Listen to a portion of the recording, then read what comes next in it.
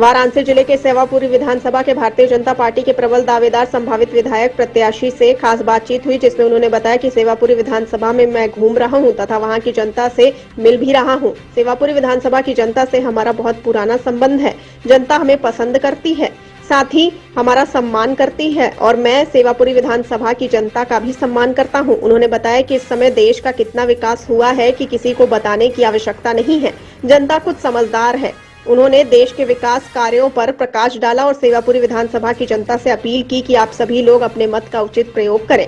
आइए देखते हैं वाराणसी से हमारे संवाददाता बड़ेलाल शुक्ला की ये रिपोर्ट। मैं बड़ेलाल शुक्ला, मैं वाराणसी जिले में आज ए.के. सिंह जी के पास में मौजूद हूं और ये जो है कि सेवापुरी विधानसभा के विधायक प्रत्याशी है, संभावित विधायक प्रत्याशी है भारतीय जनता पार्टी से।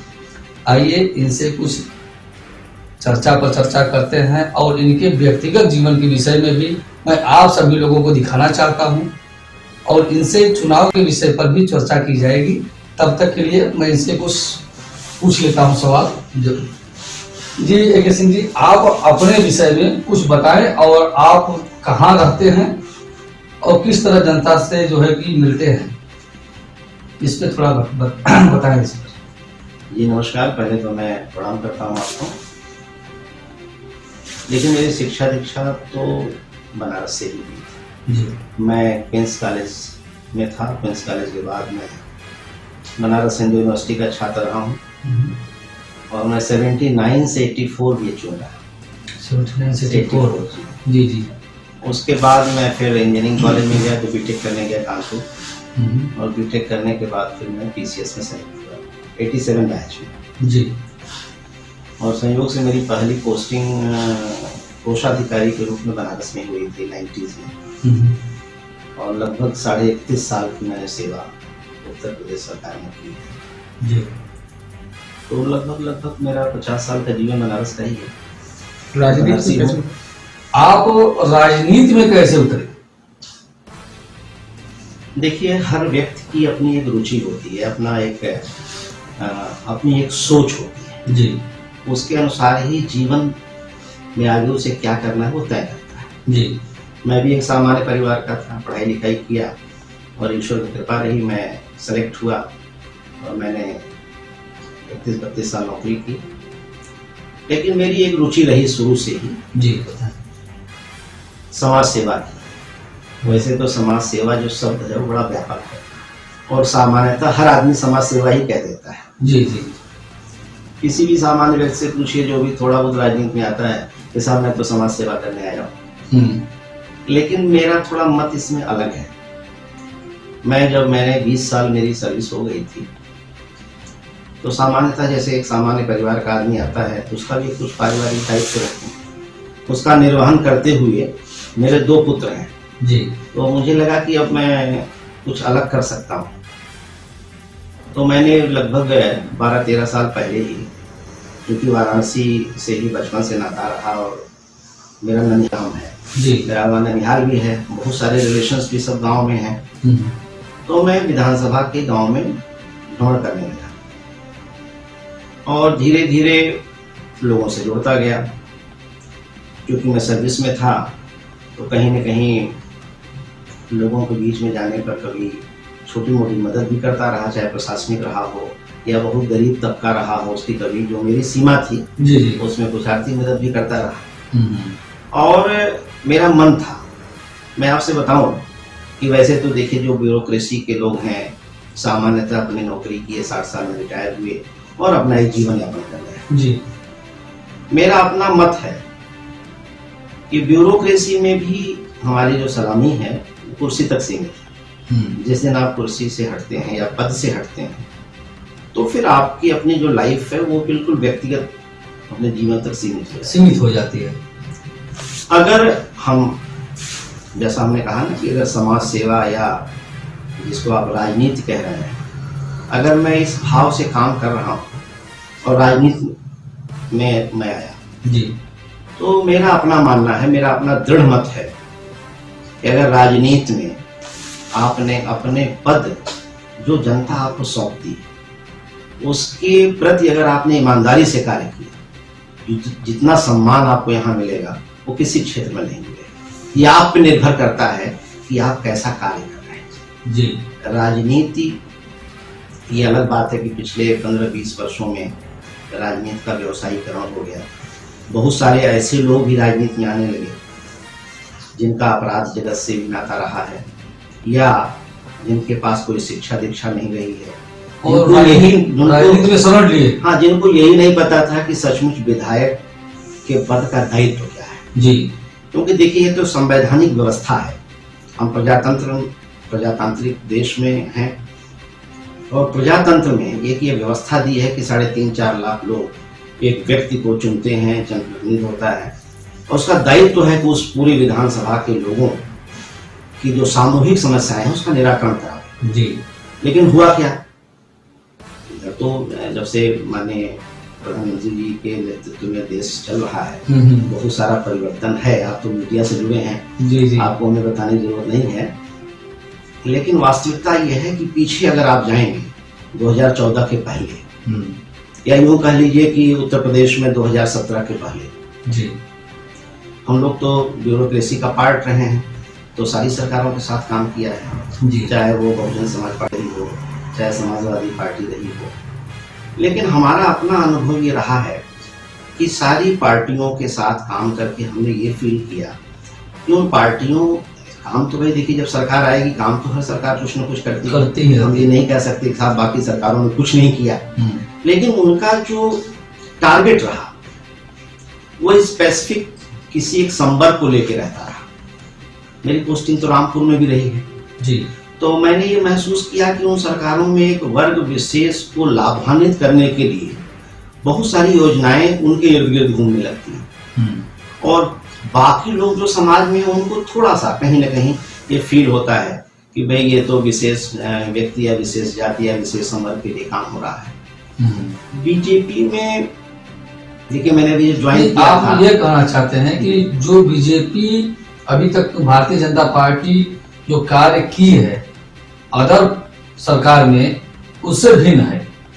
अब मैं आपको बताना चाह रहा हूँ। हाँ, देखिए जी बताएं। मैं ये तो कह रहा हूँ कि हम लोगों ने तो काम सारी सरकारों के साथ किया है। जी।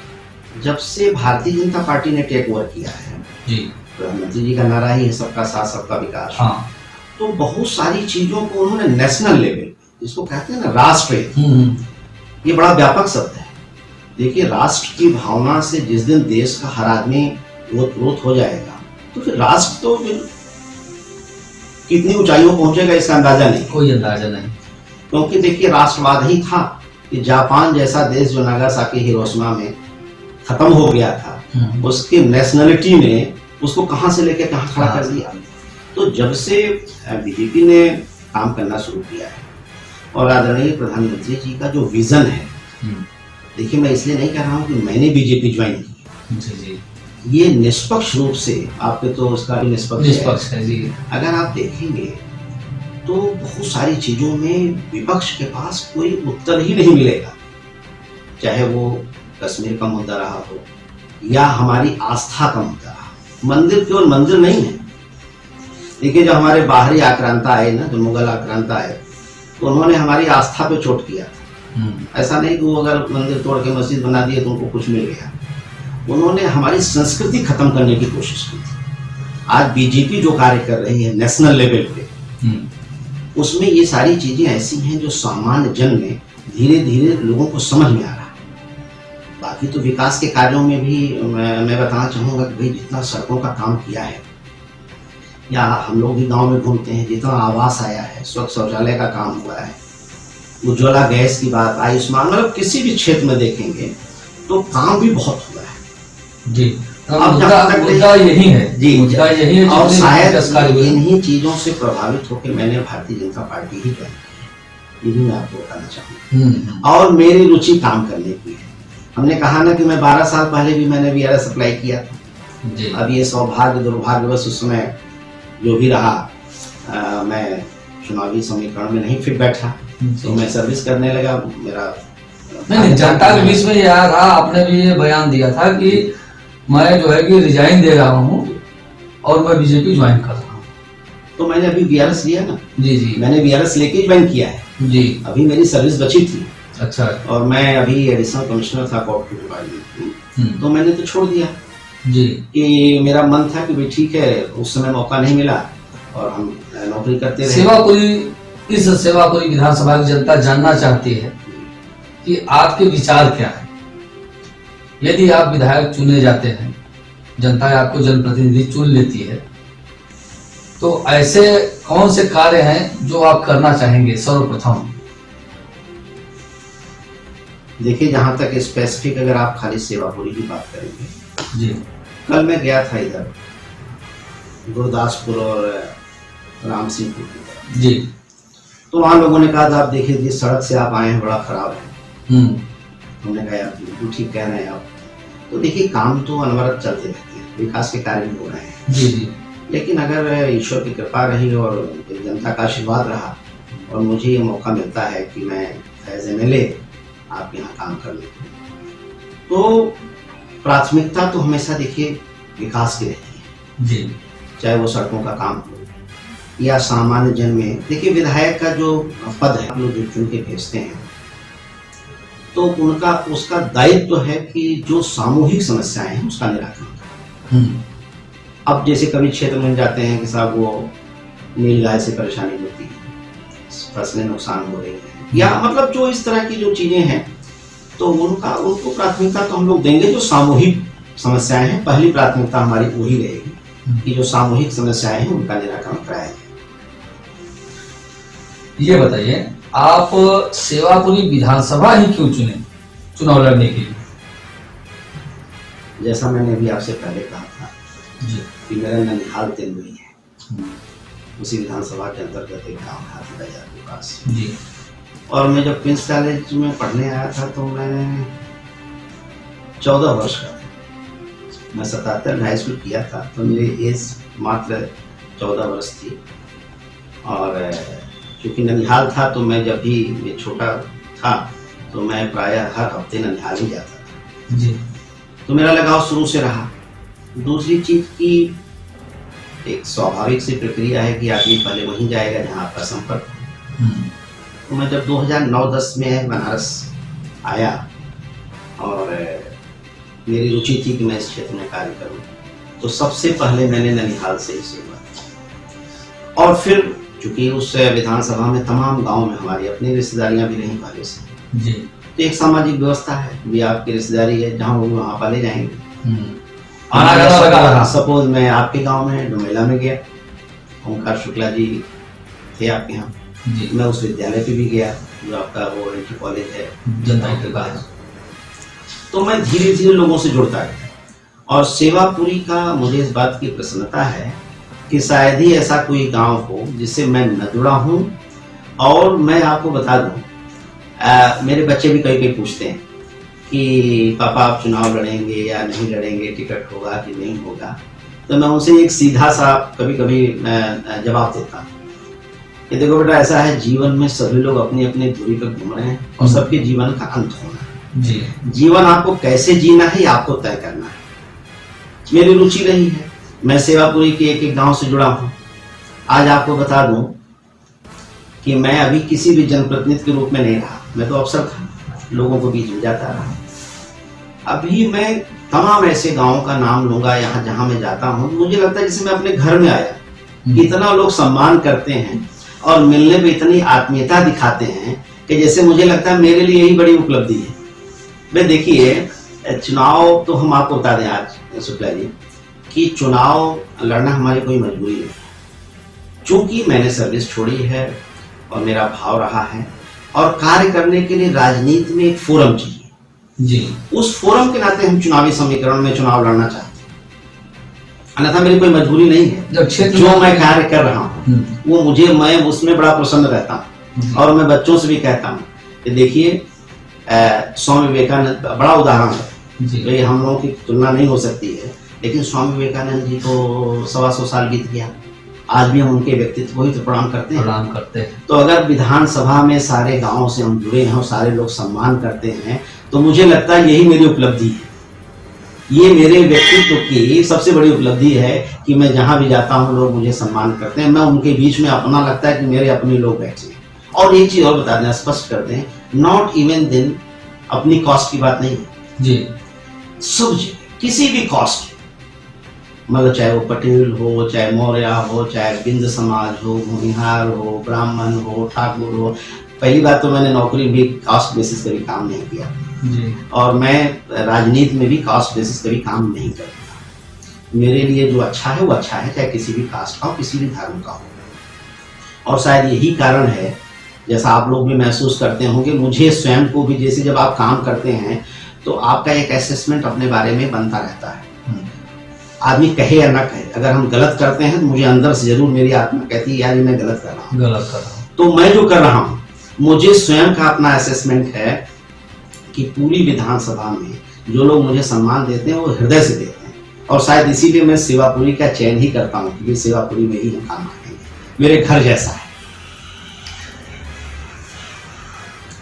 आप हमारे चैनल के माध्यम से सेवापुरी विधानसभा की जनता को क्या सूचना संबोधित करना चाहते हैं, आप बताइए।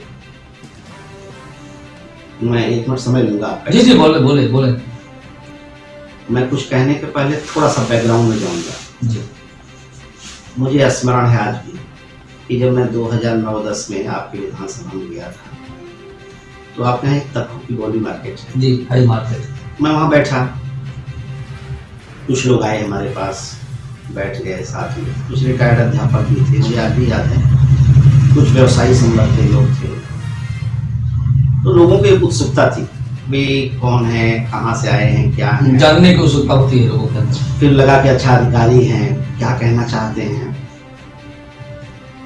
तो मैंने जैसे ही कोई चर्चा शुरू, तुरंत एक आदमी बीच से बोला, अरे साहब, उस समय मुझे लगता है 9-10 में ESP की सरकार, जी अरे साहब आप जो हो, ये जो सरकारी अधिकारी कर्मचारी सब भ्रष्ट हो गए हैं, अगर ये लोग ठीक हो जाते हैं तो बड़ा समाज का भला हो जाता है। अच्छा, पहला प्रश्न यही मुझे आज भी स्मरण है। मैंने कहा नहीं आप बात तो ठीक कह रहे हैं। हमने कहा और कोई किसी कुछ कहना हो तो कह लीजिए, फिर मैं आपको बताता हूँ। कहने नहीं साहब इसी पे आप जवाब दीजिए। हमने कहा देखिए इतने सारे लोग बैठे हैं, क्योंकि चाहे प्रिंट मीडिया हो, चाहे इलेक्ट्रॉनिक मीडिया हो या सोशल मीडिया हो, अब अवेयरनेस बहुत है। मैं ये मान के चलता हूँ कि एवरीवन नोज एवरीथिंग, हर आदमी हर चीज जानता है। जी हमारी गाड़ी जब घूमती है ना चौराहे से, तो जो व्यक्ति चाय छान रहा है ना, चाय की दुकान वाला, वो भी जानता है कि कौन जा रहा है। जी एक असेसमेंट उसके दिमाग में रहता है। हाँ। मैंने कहा भैया एक चीज बताएं, आप लोगों से चर्चा करें। हम सभी लोग यहाँ बैठे हैं और थोड़ा बहुत सिस्टम के बारे में हर आदमी जानता है, चाहे वो थाने से किसी का पाला पड़ा हो, चाहे तहसील से पाला पड़ा हो, या विकास किसी न किसी विभाग से पड़ा हो। और एक सामान्य आदमी जानता है कि भैया ये दिक्कतें होती हैं सामान्य आदमी को काम कराने में। जी हमने कहा हम इतने लोग बैठे हैं, अभी आप मुझे अधिकारी के रूप में मत देखिए, आप ऐसे समझिए कि हम आपके बीच में हैं और आपकी तरह हैं। हमने कहा ये सच हम सब लोग जानते हैं, मैं स्वीकार करता हूँ, मैं भी जानता हूँ, सरकारी अधिकारी रहते हुए भी मैं आपको बता दूं, मैं भी जानता हूँ कि ये चीजें हो रही हैं। जी जी। प्रश्न ये उठता है कि इसको ठीक कैसे किया। ये तो सभी जान रहे हैं साहब, ये हो रहा है, करप्शन है, गुंडाई हो रही, जो भी है। तो लोगों ने कहा साहब आप ही बताओ कैसे ठीक हो।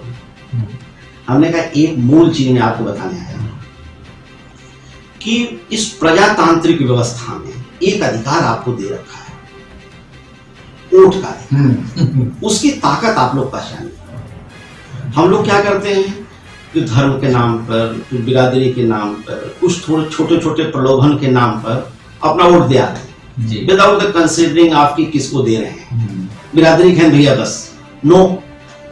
जिस दिन एक चीज और मैं बताऊं आपके इस चैनल के माध्यम से, मैंने उस समय भी ये बात कही थी और आगे भी सबसे कहता कि जिस दिन हम लोग ये तय कर लेंगे या नहीं, वोट का हमारा ये अधिकार है, इसी अधिकार से ही तो हम जिसको भेजते हैं चुन करके संवैधानिक पदों पे, जी उसको जो सलामी मिलती है, विधायक जाता है, DM को शासनादेश है कि आप खड़े होकर अभिवादन करके उनका सम्मान करें। वह जो सम्मान उनको जिलाधिकारी द्वारा मिल रहा है, वह सम्मान उनको सम्मान मिल रहा है। तो आपकी ताकत पहचानिए, क्योंकि देखिए इस प्रजातांत्रिक व्यवस्था में कितना भी बड़ा ब्यूरोक्रेट हो, लेकिन असली ताकत कैबिनेट को, जहां से कानून बनता है, वहां ऐसे लोगों को भेजिए, अच्छा चयन करिए।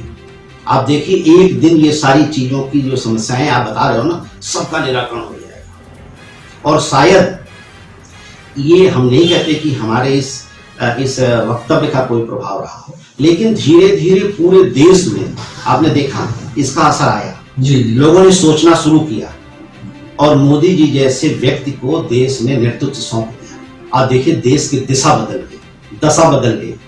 तो यहां से मैंने शुरुआत की थी कि आपको वोट के अधिकार को समझना होगा, और जिस दिन आप समझ लेंगे, अच्छा ग्राम प्रधान चुनिए, अच्छा विधायक चुनिए। आप देखिए ना, आप इन सारी चीजों का तो आपको उत्तर स्वयं मिल जाएगा।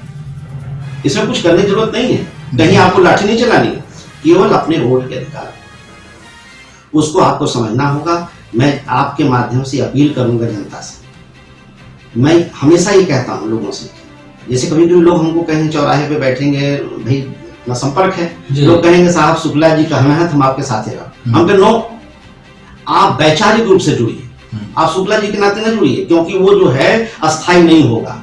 कल आपको मिश्रा जी कुछ और कह देंगे तो आप वहां चले जाएंगे जी। अगर आपको लगता है कि नहीं मेरे साथ आपको वैचारिक रूप से जुड़िए ताकि उसमें अस्थायित्व हो। तो जब आप चयन करते हैं, हम किसी दल के बारे में कोई टिप्पणी नहीं कर रहे हैं जी, हम बीजेपी के बारे में बात इसलिए कह रहे हैं कि सचमुच कर दिखाया है, पार्टी ने उसको धरातल पे किया है, लेकिन जो जनता को दिखाई दे रहा है। समाजवादी पार्टी के जितने भी प्रत्याशी हैं या जितने भी अधिकारी हैं, विधायक हैं, उन्होंने इस बात को, बीजेपी के कार्यों को नकारा है। इस पे आप क्या कहना चाहिए? देखिए भैया, मैंने पहले भी आपसे बताया कि हम तो सारी सरकारों के साथ काम किए हैं जी। समाजवादी पार्टी में भी भाई हम ये नहीं कह सकते कि आगरा एक्सप्रेस वे नहीं बनाएगी जी, परंतु आपको ध्यान होगा, बहुत पुरानी बात है, मुझे लगता है 92-93 में एक हल्ला बोल का कॉन्सेप्ट आया था। वो कॉन्सेप्ट समाजवादी पार्टी ने दिया था कि न्यूसेंस क्रिएट करो, अपना काम कराने के लिए न्यूसेंस क्रिएट करो। ये समाजवादी पार्टी ने किया था, बाकी किसी दल ने नहीं किया था। तो समाज में आप न्यूसेंस करके काम करेंगे, ये तो कभी टॉलरेबल नहीं है। हम ये नहीं कर देंगे। देखिए आज एसपी न रहे, क्या थाने बंद हो जाएंगे? नहीं, थाने चलेंगे। कोई दल न रहे, राष्ट्रीय शासन रहे, तब भी चलेगा। समाजवादी पार्टी के लोग, हमने कहा आपसे ना कि समाजवादी पार्टी के लोग जब किसी विशेष संबंध और विशेष जाति के लोग काम करते हैं तो वहां फिर एक डिफरेंस क्रिएट होता है। हम लोग कमीशन में जाते थे, ईश्वर ने पैदा किया है, सबको एक बुद्धि होनी चाहिए, सबकी समानता होनी चाहिए जी जी। जो आर्थिक जब हम आरक्षण की बात करते हैं, आरक्षण क्यों आया? क्योंकि 50 साल पहले उसकी आवश्यकता महसूस हुई संविधान में कि नहीं भाई ठीक है, बहुत आर्थिक रूप से कमजोर पिछड़े लोगों को अगर हम नहीं करते हैं तो ये हम समाज में ऊपर इनको नहीं ला पाएंगे। उसके पीछे एक आइडिया था, आइडियोलॉजी ये नहीं थी कि हम डीएम बन गए लेकिन हमारा लड़का तो भी उसको भी आरक्षण होना चाहिए। मैं तो इससे इत्तेफाक नहीं रखता, ठीक है। तो आप समाजवादी पार्टी जो कहती है, समाजवादी पार्टी के कार्यकाल को भी जनता ने देखा है, ऐसा तो नहीं कि जनता नहीं देखा। जनता तो देखिए सबसे ज्यादा परेशान कौन होगा? सामान्य आदमी। ये बात सही है, सबसे ज्यादा परेशान सामान्य आदमी होता है जी जी। तो सामान्य आदमी इस बात को महसूस कर रहा है आज कि नहीं भारतीय जनता पार्टी की जब से सरकार है। आपको बता दूं, पश्चिमी उत्तर प्रदेश में चले जाइए, ये हकीकत है कि वहां पे जहां पे हमारे आबादी की तुलना लगभग 50-50 है, 47% है और इस तरह की स्थिति है, वहां पे सचमुच पलायन की स्थिति बनी हुई है। आप कल्पना करिए कि वहां अगर आप रहते और आपके साथ ऐसा होता, कैसा महसूस करते? आपका इंटरव्यू लंबा हो रहा है, मैं आपको एक उदाहरण दूंगा जी जी। मैं 2013 में कश्मीर गया था और श्रीनगर एयरपोर्ट में मैं जब उतरा तो मैंने देखा हर 50 मीटर पे AK-47 लेके मेरा जवान खड़ा है, मतलब कि नो आर्मी नो कश्मीर। आज क्या स्थिति जम्मू कश्मीर में? नेशनल लेवल पर आप देखिए, क्या समाजवादी पार्टी के लोग बात करेंगे? तो ये इंटरव्यू तो आपका लंबा हो जाएगा, नहीं तो समाजवादी पार्टी के बड़े से बड़े लीडर को भी डिबेट में बैठाए, मैं पूछता हूँ कि आप क्या कर रहे हो, हम क्या कर रहे हैं। आप देखिए, आप जो करिए, देखिए एक चीज हम आपको बता दें, हमने कहा ना कि एवरीवन नोज एवरीथिंग, आप कोई चीज छुपी नहीं है। सब ओपन। जब आप कमीशन हम लोग कमीशन में गए थे ना, मेरा इंटरव्यू जो है पब्लिक सर्विस कमीशन में हुआ था, तो हम लोगों को ये नहीं पता लगता था कि किस बैच को किस बैच के सामने इंटरव्यू देना। आपने कमीशन जैसे जहाँ से बच्चे आते हैं, जहाँ से हम निर्माण करते हैं समाज का, आप उसको खराब कर रहे हो। आप उस पर प्रश्नवाचक चिन्ह लगा। आपको बता दें पूरे देश में सबसे strong public service commission Uttar Pradesh का रहा है, उसको आप नुकसान करने लगे। कैसे आप कहते हो कि साहब हम ये कर रहे हैं, आप वो कर रहे हैं? जी, तो आप शॉर्ट में बताइए, क्योंकि हमारे पास समय नहीं है। जनता आपको देख रही है सेवापुरी विधानसभा की, कि आप सेवापुरी जनता को हमारे चैनल के माध्यम से एक बार फिर शॉर्ट में बताइए, अपना संदेश दीजिए। मैं सिर्फ एक लाइन कहूँगा जी, कि चयन के समय अपने वोट के अधिकार को समझिए। जहाँ तक मेरी बात है, आपको लगता है कि मैं डिजर्व करता हूँ, मैं आपके लिए कुछ कर पाऊंगा, तो मेरे बारे में सोचिए। मैं यही अपील करूंगा। आप देख रहे हैं नजदीक टाइम। ये हमारे सामने जो है सेवापुरी विधानसभा के संभावित प्रत्याशी अशोक कुमार सिंह जी, इनके विचारों को आपने लोगों ने देखा है। आप देखते रहिए नजदीक टाइम्स। फिर अगले एपिसोड में मैं किसी नए प्रत्याशी के साथ फिर उपस्थित हो जाऊंगा। तब तक के लिए धन्यवाद। NST टाइम्स के लेटेस्ट खबरों से अप टू डेट रहने के लिए चैनल को लाइक करें, शेयर करें, सब्सक्राइब करें और अंत में बेल आइकन दबाना ना भूलें।